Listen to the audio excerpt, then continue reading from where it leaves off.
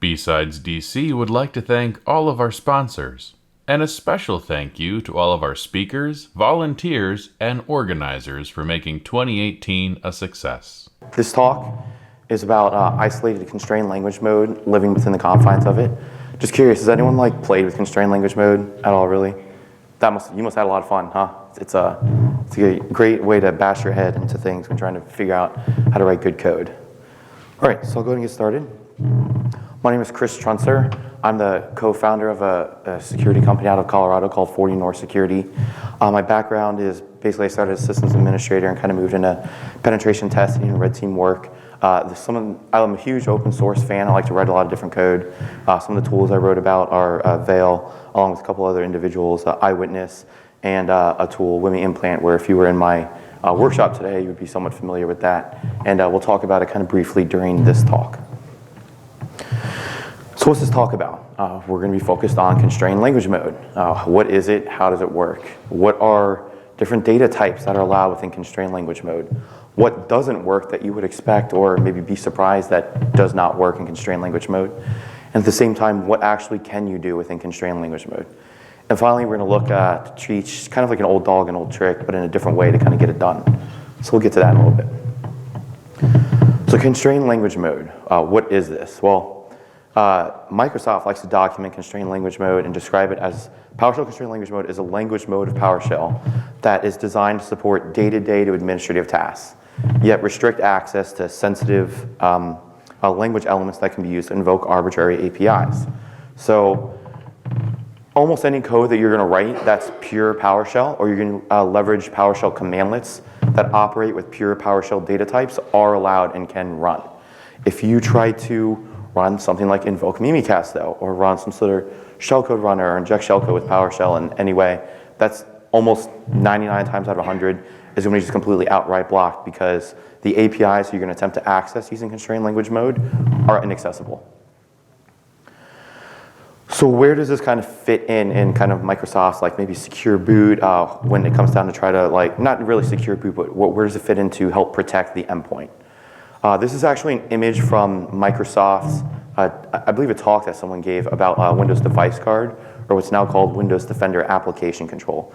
And Device Guard really kind of seeks to solve this problem down here. So we're not looking at secure boot, we're not looking at UEFI security. Device Guard is more interested in kernel mode code integrity, user mode code integrity, and constrained language mode kind of fits in down in this area to attempt to help enforce user mode code integrity.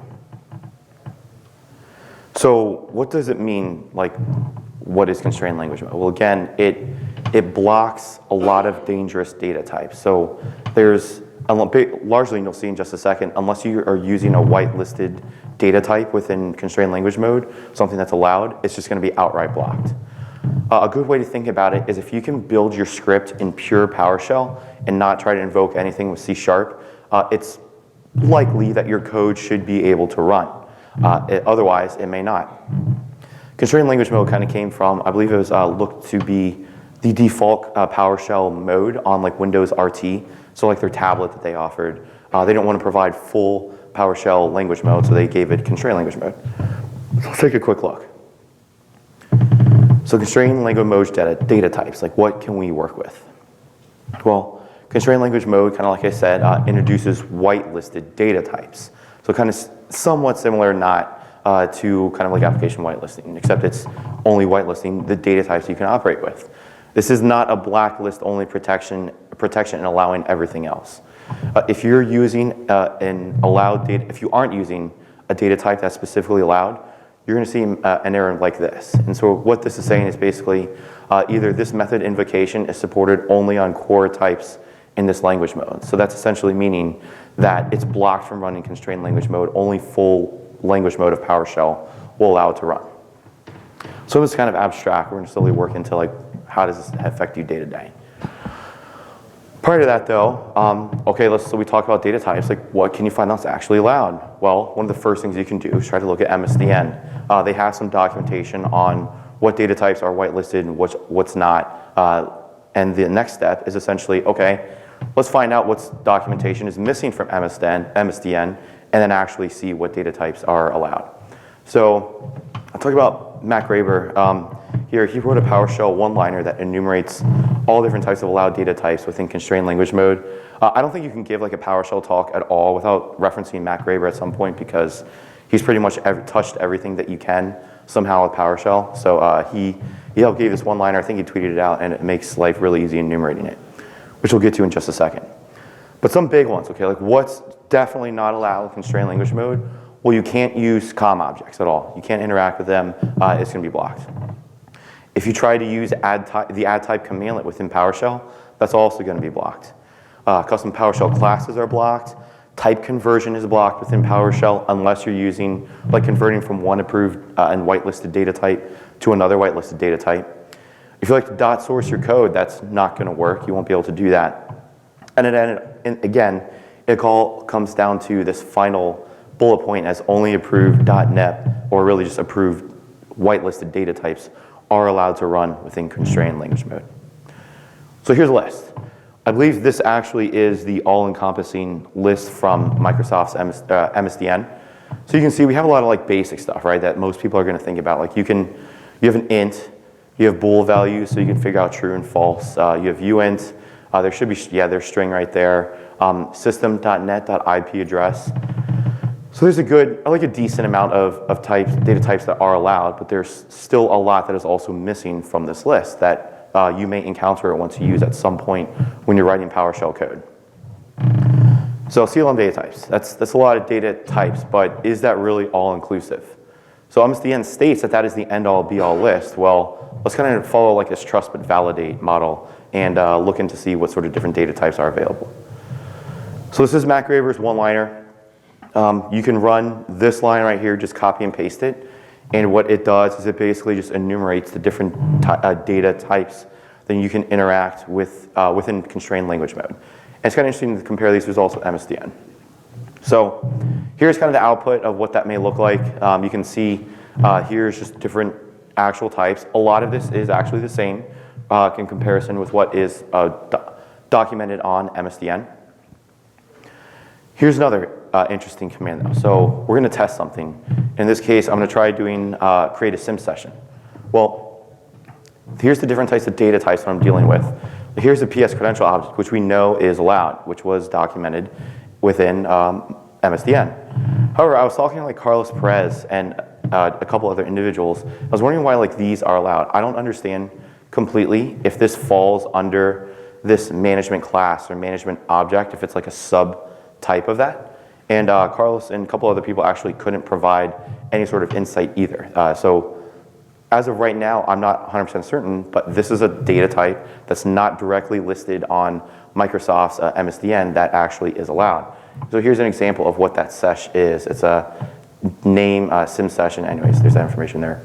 And here's the show at the bottom. This actually is running within constrained language mode. So we are able to create sim sessions. We are able to create sim session options and do different actions with these all within constrained language mode. And this will, why this is interesting is we'll get to this in just a second. So long story short, to get off the data types train, there's still a decent amount of data types that you can actually work with when you're trying to write code in constrained language mode. You just have to figure out if whatever you're trying to do is going to use that an allowed data type or not. The easiest way to test to see, okay, is this going to work, is check MSDN docs, look at Matt Graber's one-liner, see if what you're trying to create falls under any of those different data types. Or honestly, the easiest way is to just enforce constrained language mode on your system and just run a test and see if it'll work. So here's where I actually referenced that last part.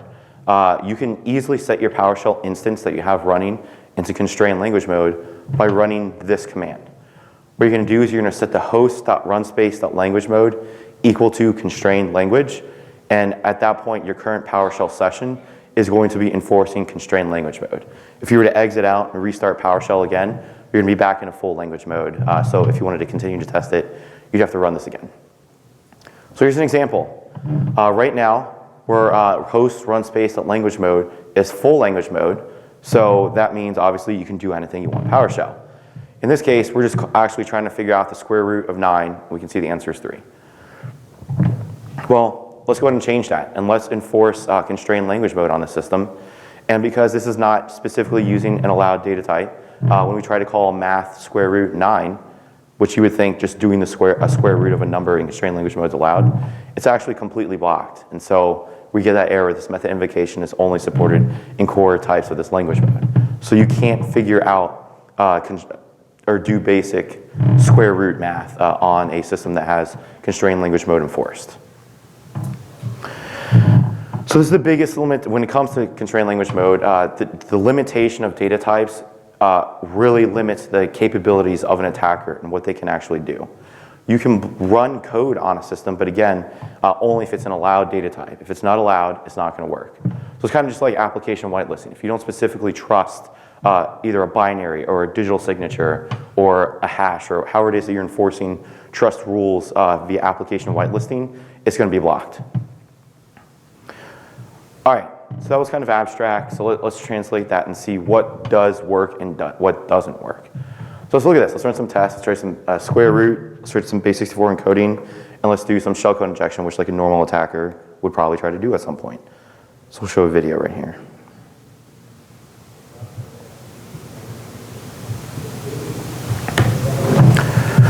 So what's happening is I'm calling host.runspace.language mode. You can see right now it's in full language mode, so we're not in constrained language mode. Again, we're going to try this basic problem of just running the square root.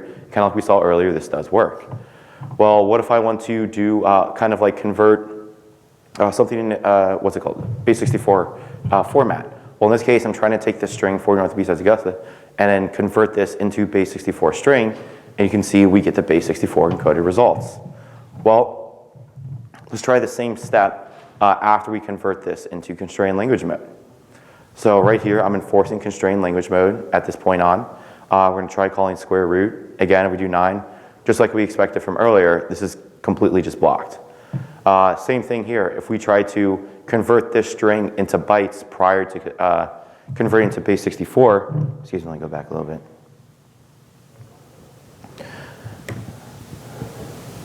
So if we try to get the bytes associated with this string prior to converting the bytes into a base64 encoded string, that is also blocked at this point.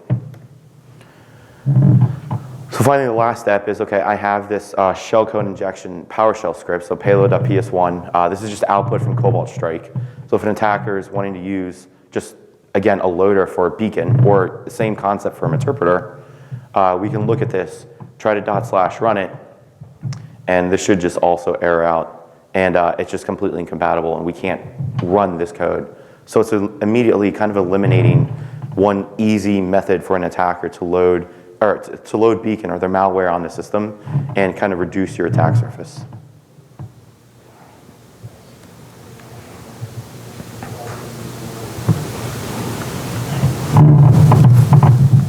All right, so what can we do? So with everything that's blocked, what's really left for you to write in PowerShell? Well, if you're thinking of converting your C# code to PowerShell, which a lot of times people do with full language mode, don't. It's very likely not to work. I would give it 99 chances out of 100 that it is not going to work with whatever code you're trying to convert. But the big thing is, if you're attempting to administer a computer, it might work. And that's kind of the whole point of PowerShell constrained language mode, right? Like they said that constrained language mode is designed to let you administer a system without exposing any potentially dangerous APIs or access different dangerous functionality. So again, if you were in my workshop earlier, I kind of hinted when we talked about some of this is antivirus administration.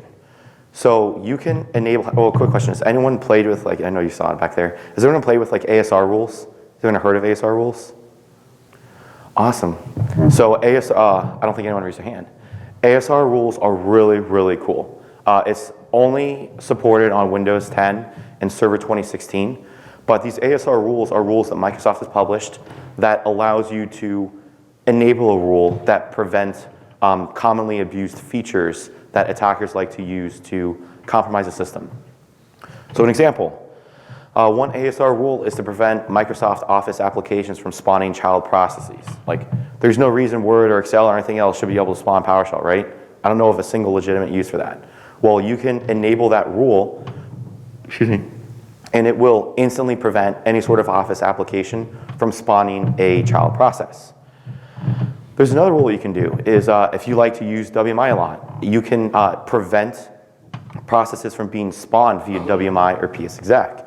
This ASR rule, while enabled, just completely blocks that from happening. It won't work. But the way I like to look at this too is, so we can use different PowerShell commandlets to enable attack surface reduction rules, right, at scale. We can also use PowerShell commandlets to set antivirus configurations. Well, if we can enable different configurations or enable different rules, we can probably also disable the same thing, right? If you can set configurations for antivirus, we can also probably modify configurations. It's probably useful. So let's get a specific commandlet, and I'll show a video in just a second. The commandlet is get MP preference. So what this commandlet does is it lets you obtain the antivirus configuration of the system that you're targeting. So it'll pull back a ton of information. It'll pull back ASR rule configuration states, like are they enabled or disabled? What rules are enabled? Do you have any, for your antivirus, let's say you have a directory that you, if you're a malware reverser, that you drop your malware in so you can reverse it, like you have a don't scan directory. This will pull back that information. Now the interesting thing is you can do this and pull this information from your local system or also from a remote system. Well, how do you authenticate to a remote system? SIM sessions. What did we just identify earlier that is allowed in constrained language mode? SIM sessions. So let's kind of look at how we can use this from an attacker's perspective. So right here, I'm running get MP preference. There's a whole lot of information here. Up here are attack surface reduction rules. In this case, there are no rules here and nothing's enforced, so we don't have to worry about that. And down here, I'm looking if I had maybe a specific extension that was always whitelisting. So PDF or JS or something like that, it would be set right here and I would see what extensions are whitelisted. If there's an exclusion path, like don't scan anything under this directory, that would be listed right here. Same concept for exclusion process. Well, what we can do in constrained language mode is use this convert to secure string, and basically we're going to create a PS credential object which lets us authenticate to a remote system via a SIM session. So we're creating this PS credential object up here. Down here we're actually establishing the SIM session. Because this new SIM session commandlet ran without an error, that means that a SIM session was successfully created and established. So now I'm using get MP preference. Because I'm passing it a SIM session, it's not going to target the local system that I'm running on unless you were to create a SIM session on your local system, which would be kind of pointless. When you're using it for this case, it's probably going to be for authenticating and accessing to a remote system. Well now, in this case, I can see this exclusion extension is PDF. Or I can see this exclusion path that allows it under C users, user1 downloads. And for whatever reason, the exclusion process that is allowed is dolphin.exe. So we can gather that information from using get MP preference. Well, that's great. Now that we have this, let's figure out, okay, what if I want to add to that? What if I want to change the configuration in a way that would allow me as an attacker to attack that system in an easier manner? Well, I can use set MP preference. Set MP preference lets you set antivirus configuration settings for whatever system you're targeting. The way that this works is it'll overwrite an existing setting. So if you only allow PDF and then you use set MP preference and you say you want to all of a sudden whitelist all EXEs, this will actually overwrite the PDF and all that's whitelisted now is EXEs. If you use the add MP preference, this will append to an existing configuration. So in the previous example, if you only allow PDF and now you want to add EXEs and you run add MP preference, you'll now be whitelisting both. Similar to get MP preference, this also uses SIM sessions for authentication. So here's an example. I'm going to use set MP preference, which is right up here. I'm going to pass this SIM session, which I've previously created. I'm going to now change and set the exclusion path to be ctemp, and I'm now going to change the exclusion extension and tell it to allow anything exe. Just don't run it or don't scan it. And if I were to look at it from the system then, like from an interactive standpoint, these are the results. All of a sudden I can do anything with ctemp or exe. Like those are just no longer actually scan. It's completely excluded from any sort of antivirus analysis. So here's an example of what it looks like from a command line perspective. The exclusion extension is now exe, and the exclusion path is ctemp. So it's the same exact concept with ASR rules. So in that previous case, we were setting what are allowed exclusion directories, what are allowed exclusion extensions. Well, now let's either modify by enabling or disabling ASR rules that are enforced in an environment. Like I mentioned earlier, one of the rules is like you can block processes that are spawned via WMI or PSexec amongst many other rules. I think there's 14 right now. If you like do a Google search for Windows ASR rules, it'll be the first result that comes back, and it'll correlate like the rule with the GUID associated with it. So you can modify this with set MP preference. And the coolest thing is, again, because we're using whitelisted and allowed data types, we can significantly impact the security of the endpoint that we're targeting, all within constrained language mode. So here's an example of it. We have this GUID right here is being enforced. The reason I know it's being enforced is because this value is 1. If it was not enforced, this value would be 0. So next, I choose to run the command set MP preference attack surface reduction rules. I give it the GUID that I'm interacting with, which is this one. Oh, that's actually not that one. It's this one. And I'm telling it for those attack surface rules, I want that now to be in a disabled state. So if I were then to run git MP preference again after running this, the big difference that you would see is that it's no longer being enforced because the action value is 0. So let's look at an example of what that looks like in real life.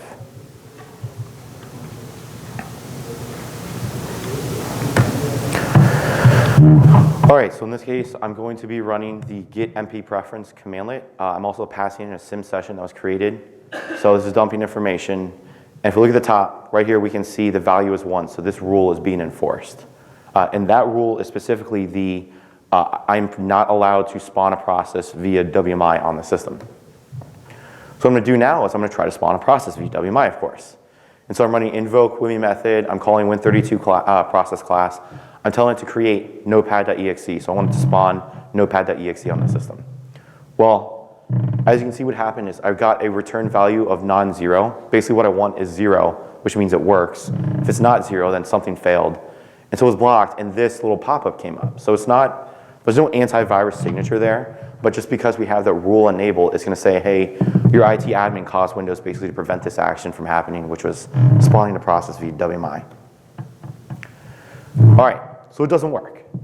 But because we have administrative rights within constrained language mode, I'm going to try to change that. So I'm going to call the set MP preference commandlet. I'm going to specify the specific rule that I actually want to change, which is, hey, maybe now let me run or spawn processes via WMI. And I'm going to basically turn the ASR rule state into a disabled mode. And then finally, I'm going to pass in the sim session that I had previously used to authenticate to the system I'm targeting. So I can get an error there. So because I didn't get an error there, that should have ran successfully. We're going to validate that by calling git MP preference again against the system to retrieve its current state. And if we go up to the top, we can now see that it actually did change. So what was 1 before is now 0. So this rule should no longer be running. So to test that, let's go to invoke WMI method. We're going to call the Win32 process class again. We're going to go ahead and tell it we're going to create a process. And the argument list is we're going to call notepad. And as you can see in this case, we've got a return value of 0, a process ID of 9424, and notepad actually did start. So there's a lot of different things that you can actually do within constrained language mode that can impact the security of a system, both from an administrative blue team perspective and from a red team / attacker's perspective. Here's another quick demo just to show. So we're going to do the same thing again. Oh, in this case, so I'm showing that there is a sim session already established with a specific computer. I'm going to run the git MP preference commandlet again. We're going to call and use the sim session. Well, in this case, we're going to look at the different directories that are allowed here. So right now, we're allowing the exe file extension and the ctemp exclusion path. So let's say I want to change that though. Let's say I want to allow, and so here's another example showing, yes, ASR rules are still enabled. What if I want to allow a new folder or whitelist another file extension that maybe my malware uses or whatever it is I'm looking to do? So in this case, I'm going to say I want to provide a new exclusion extension. And this, right now, it's going to be PDF. So that, I gave it my sim session, and there was no errors. So I'm going to check another instance of that. And now all of a sudden, with my sim session, I am able to validate that right here, that changed. So it modified the output, and I was able to change it, or not the output, excuse me. I modified the configuration of that antivirus system, and I'm now able to, if I have PDF-based malware, I can use that, and it won't be scanned at all by antivirus. And again, all of this is purely done in constrained language mode.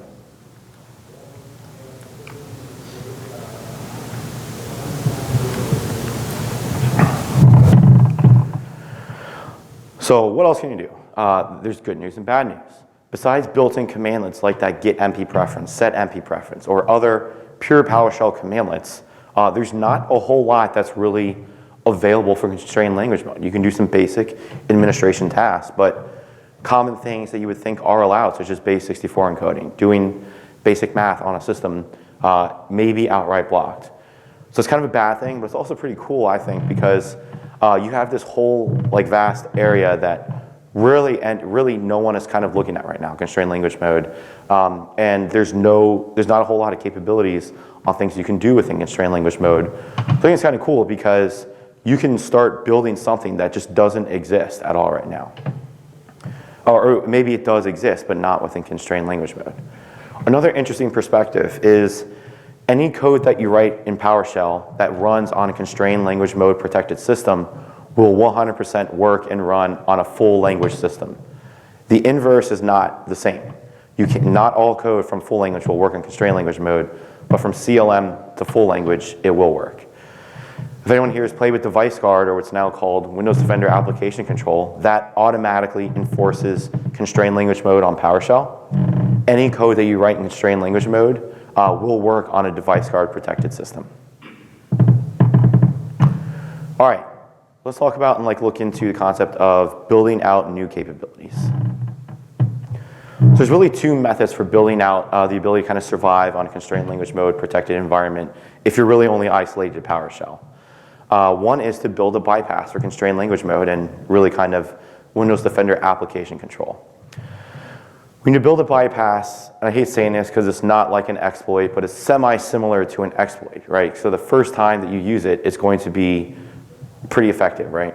But as people start to pick up that, hey, we are identifying this sort of bypass that's allowing code execution in an unintended manner, you can block these sort of things. So you can think of it as only having a limited shelf life for your bypasses. The other thing is constrained language mode, and it's worth pointing out, is really only useful if application whitelisting is also enforced on the system. So what's the reason for that? Well, let's say constrained language mode is running on a system, but there's no application whitelisting.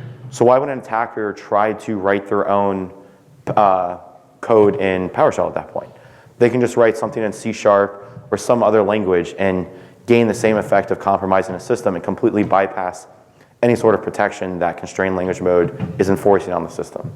So this is only really useful when also paired with an application whitelisting solution. So the other way that you can kind of build capabilities for constrained language mode is to look to live off the land. So let's kind of explore these two different options. Oh, and this is actually what I was just talking about, where if you don't have constrained language mode with application whitelisting, then it's not super effective. So one option to subvert constrained language mode is to develop a bypass. Kind of like I mentioned earlier, you can think of it as similar to an exploit. You probably only have one shot to use it. You may have to consider it burnt after. Hopefully it's not. If it's undetected somehow, then you can continue to reuse it until it is. So Casey Smith, one of my friends, has done a ton of awesome research on developing bypasses. Now his bypasses are typically application whitelisting specific bypasses. So they're targeting Device Guard and bypassing the protections that Device Guard provides to an endpoint. So this is where he's using stuff like msbil, install util, and wimic. Now I believe it was Casey. If I'm wrong, it was Matt Nelson. But one of these two, I think it was Casey, found another bypass for constrained language mode via a debugger. So what this was, application whitelisting, they basically trusted anything that was Microsoft signed, right? So I think he had Winbag on the system. So it was a developer Microsoft. And he was using that to look at different code in a debugger. Well, he had PowerShell constrained language mode enforced on the system, and he loaded PowerShell up into a debugger. It was specifically cdb.exe. And what he did when he loaded it into debugger is he found, I think it was like a specific variable within the debugger that if he modified the value of it, he could immediately change PowerShell from running in constrained language mode and enabling full language mode. So he tested this by, again, using CDB, loading up PowerShell, verify this constrained language mode, change the value of a specific location of memory, and then all of a sudden, if he ran any commands after that, that process is running in full language mode. So this kind of showcases why you have to have specific trust, or you have to kind of have application whitelisting also enforced on the system in order for constrained language mode to be effective. Otherwise, you just figure out an easy bypass to disable constrained language mode. So like I talked about though, is if you develop a bypass, if it is detected, your bypass can be mitigated. If it's on a device guard protected system, device guard uses what's called the code integrity policy. Code integrity policies define what you trust, like what digital signatures do you trust, what binaries do you trust. And if there's a specific binary that's abusing its functionality to allow basically unrestricted code execution, you can block that binary in your code integrity policy. And again, bypasses take research and time, somewhat similar to exploits. So you want to protect their use. It is the guaranteed win, unless it's not, but it's really an effective way to try to execute code when you absolutely need to.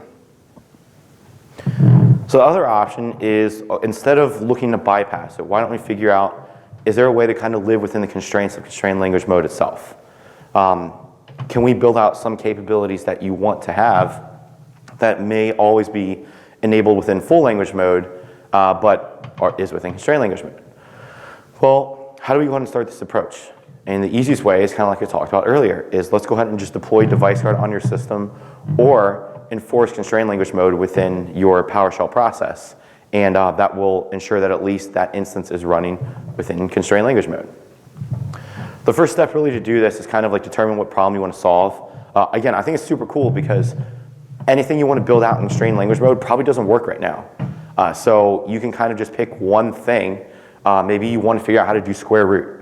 You really like doing math in PowerShell on your system. So let's figure out a way that we can determine the square root of a number in constrained language mode. That's a problem. I say start small because if you're going to try to tackle a really big problem, you're going to get pissed off because constrained language mode, almost everything, every line, you're going to write some code, run a test, and see that it was blocked. And so you're going to have to figure out another way to do what it is you're trying to do.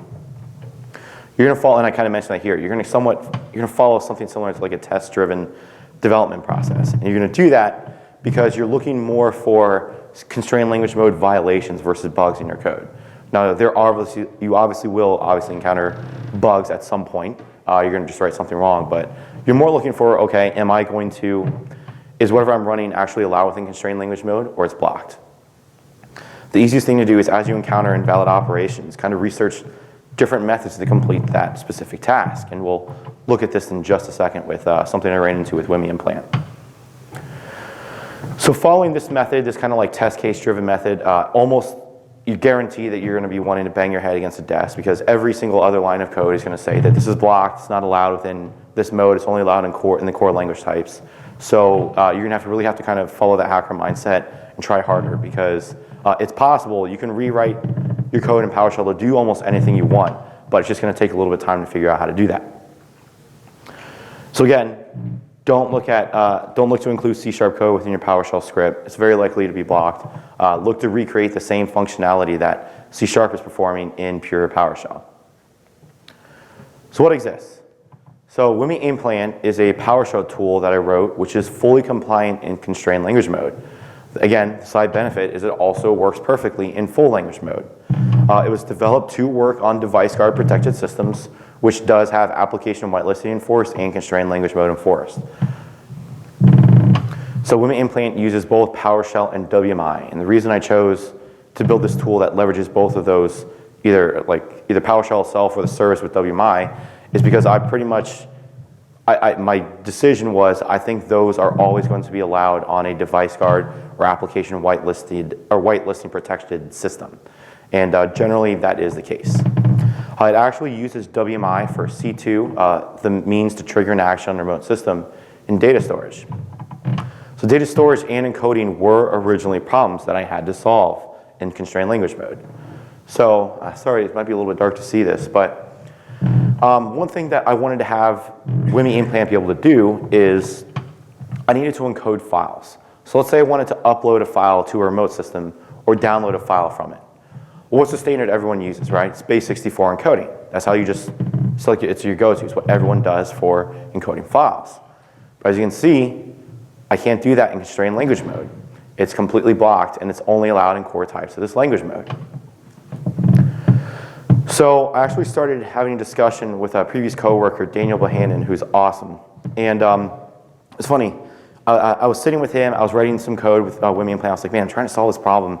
I don't know exactly like what the issue is, but it's blocked. He's like, well, what's happening? And I was like, well, I'm trying to figure out how I can encode data, either binary or text.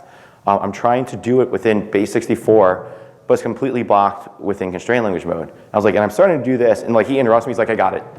And he already, like before I even could finish solving the problem, he actually had a one-liner that would just completely fix this problem. So that's this. Let's explain what it is. Base64 obviously converts binary to ASCII at some point. Well, he took a kind of similar but different approach. What this says is this is just a string right here, and it says this is just sampled data. And I'm storing that string within this test data variable. Well, what I'm doing now is I'm taking each character and taking the character array of characters and converting each character into an integer. And then that integer is then comma separated and joined together into one string. So what does that look like? That's actually this. So like this is just sample data. That's the T, that's the H, it's the I, it's the S, the 32 is the space. So you'll see like 32 there, there, there, there. So basically you can take just letters and convert them to the integer value, store that as or convert it to a string, which is an allowed data type under constrained language mode, and just shove it in this comma separated array, and you now have an encoding mechanism. You can do the same exact thing with bytes. So this is just a character for doing it to a string, but if you read in the contents of a binary file, you can follow this same process and convert your byte array into an integer array, and you can get your binary file into this format. This is allowed in constrained language mode. So this is where I was kind of talking about, you're trying to solve one problem that's going to be blocked and try to figure out, is there a different way to approach it, a different way to solve essentially the same issue. Oh, and there we go. I actually just said everything that I just said on this slide. So next up, kind of an old dog, an old trick, in a new way. So I wanted to try to solve the base64 encoding problem because that worked, but I wanted to figure out, can we actually get base64 encoding working? I wanted to learn, okay, if we're going to do this, I have to actually learn how does base64 work, which is funny because it's something you take advantage of, and it's really simple, but it's interesting to look at. According to the RFC, and this document, or this screenshot is actually from Wikipedia, this is the base64 table. The way this works is whenever you get a value such as 1, that 1 is always equal to the uppercase B letter. If you have 0, it's uppercase A. If you have 21, it's uppercase V. So you just correspond whatever value that you're looking at with the letter in this chart. So it's kind of simple. The way it works is you take 3 bytes at a time. So let's say, in the example I'm going to give, it's just using the word man. Capital M, I believe lowercase a and lowercase n. And so it takes those letters, converts them into their equivalent in bytes. So we're looking at 8 bits for each letter. So we have 24 different bits total. It then takes those 24 bits and splits them into 6-bit chunks. So now we have 4 6-bit chunks that we have based off of the letter we're encoding. Once we do that, we convert that binary into those letters, and we have our base64 encoded value. So it's kind of abstract. Like, what does that mean? Here's an example. So again, let's say the source text that we're trying to convert into base 64 is the word man, capital M, lowercase a, lowercase n. Here are the 8 bits for M, the 8 bits for A, and the 8 bits for N. Well, what we need to do is split these up into 4 6-bit chunks. So here's the first 6 bits over, here's the next 6 bits, the next 6 bits, and the next one. So the next step is, okay, of this 6 bits in binary, what does that equal in base 10? So in this case, it's 19, this group is 22, this one's 5, excuse me, this one's 46. So if we go back and look at the previous chart, so for like 19 and 22, we can correlate and find there's T, there's W. So it's the same process for the rest of these. That is actually how you do base 64 encoding. It's just splitting these bits into smaller groups of bits and determining what the value is. So the next question is, what will happen if you don't have like enough bits? Like if you run to the end of your string, you don't have 3 just full bits to complete this. Well, base 64 pads it out. So it basically assumes the rest of these are zeros. So here's, in this case, we're just doing just the letter M. Here's the first 8 bits. And we can see, again, we get that 19 value back. But because the rest of this is just empty, it'll pad this out to 0. And so all of these values are 0. And so this binary value is equal to 16. Well, the rest of these, when you do base 64 encoding, that's why you get the equal sign. It's because there's literally nothing even there. So you don't pad out to 0 and get A. Like, it doesn't work that way. If you just actually have 6 bits of where there's literally nothing, that's where your padding character with base 64 comes in, and you get this equal sign. So that's why with this value, just the letter M, the equivalent base 64 encoded value is capital T, capital Q, equals, equals. To validate that, if we just open up like Python 3, you can see it's importing base 64, telling it to encode the string man, and there's that same value, TWFU. All right, well, let's figure out how to solve this problem. So I actually, again, was talking about this with Daniel Bohannon, and we figured out it's possible to do this. So the way that this basically script will work is you can provide it the string that you want it to encode. And first thing that it'll do is if you provide an alphabet, which we'll get to in just a second, it will validate that the alphabet that you're providing is correct. And it'll go from there. After that, the next step is if you want to base 64 encode a string, you just provide a string. And that's what this code does, is it figures out, are we actually encoding a string or are we encoding a binary file? The reason we care about that is because when we do how we interact with the data, we need to know if it's like an ASCII value or if it's a byte. So here's where we actually are doing that math to figure out what is, of the 6 digits, when we break up 3 bytes and break it out into 4 groups of 6 bits, what is that base 64 corresponding value? So this is saying if it's not 0, 0, 0, 0, then figure out the value. If it is 0, 0, 0, 0, we already know that that value, 0 is always equal to A. So it's just setting that there. This convert to decimal commandlet will go ahead and convert this value into this decimal value, the binary value into decimal value, and then we can look at the corresponding base 64 chart to figure out, okay, does 24 equals capital T, or what is it? So here's kind of the same process. It's still going through.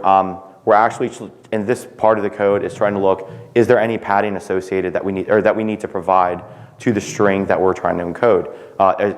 If we split it into those 6-bit chunks, are we just empty at any point where we need to add or remove the the equal sign for padding that we would need in our string? So old dog, new trick. Here's, again, showing that we are now in constrained language mode. The easy way to now go from base 2 to base 10 math and figure out what value do we need to find in the base 64 encoded chart would be to do this. We're doing a convert to int32. We have 6 ones right here, and it's telling it, hey, right now that's currently in base 2. Well, that is actually, again, blocked in constrained language mode. We can't just convert binary to base 10 using this convert to int32 commandlet, because somewhere along the way, it's using a restricted data, or a data type that is not explicitly allowed in constrained language mode. So another way to do this is this part right here, where basically we are setting the powers up within this code block. We're telling it, figure out the value, so 1, 2, 4, 8, 16, 32, 64, 128. And based upon the base 2 value that's sent into this commandlet, this custom function, it will actually go ahead and return the decimal value. And it's doing this by looping this over and passing each object into a for each object and determining the base 10 value. This will 100% work in PowerShell constrained language mode, which does the exact same thing as this, which does not work in constrained language mode. So for example, if I'm now operating in constrained language mode, which we can see here, if I take this PowerShell script that I created and run convert to base 64, and I tell it the string is man, I now get that TWFU value. If I want to convert from base 64 and use the string and also provide what the base 64 encoded value is, TWFU, I can now get man out. So this is able to do base 64 encoding and decoding purely within constrained language mode when it's normally blocked. One extra thing that this can do, which I think is kind of unique, is, so I talked about when we showed an image of what base 64 chart looks like on Wikipedia, right? Like there's known values associated with 0. 0 is always A. I believe 1 is always capital B. But that's the standard base 64 encoding chart. Well, that's what they call like the standard base 64 encoding alphabet. What this script lets you do is you can provide an alternate alphabet. So you can say, hey, I want the value of 0 to always equal C. I want the value of 1 to always equal @ stuff that's normally not within the base 64 encoding chart. Now, why is this interesting? It's interesting because there are a lot of tools out there in software that's designed to anytime it thinks it sees base 64 encoded data, it tries to decode it and determine what the actual data is that's being encoded and make some sort of judgment. Is this malicious? Is this not? What type of data is this? And so forth. This, you are now essentially breaking these automated systems. Now, this is not in any way a roadblock. Any skilled person, doesn't even need to be a reverser, any person that is just looking at PowerShell code can slowly follow along steps to manually figure this out.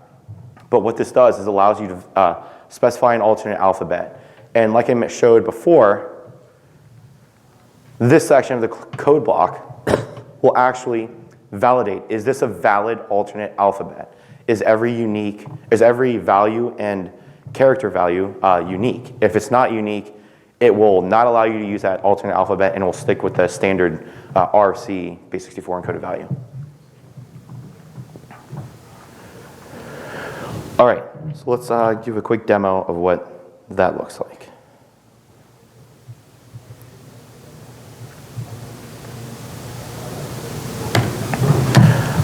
I think I'm going to run kind of the same thing as we did in the screenshots, but here we're just doing host run space language mode. You can see we're in constrained language mode.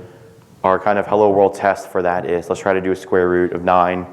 In this case, it's going to fail again because it's not supported in constrained language mode. So now we're going to use the PowerShell code that we just created. In this case, we're going to convert to base 64 string. I think I have string 40 north of BSides Augusta in this case. And so it's going to convert that. And here's the value. This is the base 64 encoded value. It actually does work and convert the data. So if we want to make sure that we can go the inverse operation, we're going to convert from base 64 string. We're going to convert from base 64. We're going to provide the encoded string, hit enter, and we should get our results back, and there we go. So it actually does go back and forth. This process also does work on binary files. I don't have a video of it showing it, but let's say you downloaded the Google image, like Google logo, right? You just download from Google, copy it down to your computer. Well, you can run this commandlet. Instead of saying you have a string that you want to encode, you say you have a file you want to encode, and you just provide it the path to a file. It'll then dump out the base 64 encoded output of that binary, which you can then decode again if you really want to, and it will save it back to disk. If you were to run like an MD5 or SHA-1 hash against the original value and the decoded value, they will be exactly the same because it is doing proper base 64 encoding and decoding. So parting thoughts with this is Microsoft's own words, like they state that constrained language mode is designed to support day-to-day administrative tasks. Even though you are restricted in constrained language mode, there's still a lot of things that you can do. The reason I started looking at this and developing WMImplant and starting to develop like base64 encoding and looking at other things is that I want to figure out how can I encode data. I want to be able to be prepared for when I go against a system that has locked down restrictions on it, that I have somewhat of the capability to still attack it or do whatever that I want to do. An attacker, the biggest thing is an attacker will look at your admin tools as a means to enable their goals. So like kind of like we looked at with antivirus, like you can still lock down a system and enforce different ASR rules or allow or block specific types of file extensions or directories. But an attacker can still use that for their own purposes, whether or not it's in constrained language mode, because it's an administrative capability that PowerShell constrained language mode still allows. The biggest thing from that perspective is enable telemetry. A lot of modern day attackers are starting to kind of shift somewhat to C# because there's not as much telemetry as there's PowerShell. PowerShell version 5 and after, the Microsoft team has done an excellent job. Like they've created the ability for administrators to log PowerShell actions or commands that were issued on a system. That way they can go back in the event of a breach and actually look at what commands were issued by an attacker. What did they do to try to determine how can they either maybe stop them on a future system or track where they're going. So that's really it. Thank you for your time. I hope this kind of helps just kind of give a high-level description of what constrained language mode is, how it is possible to still do attacker-based actions, build out different capabilities, and how to live within constrained language mode.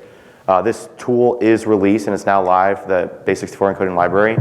You can check it out on GitHub, and that's about it. Thank you for attending.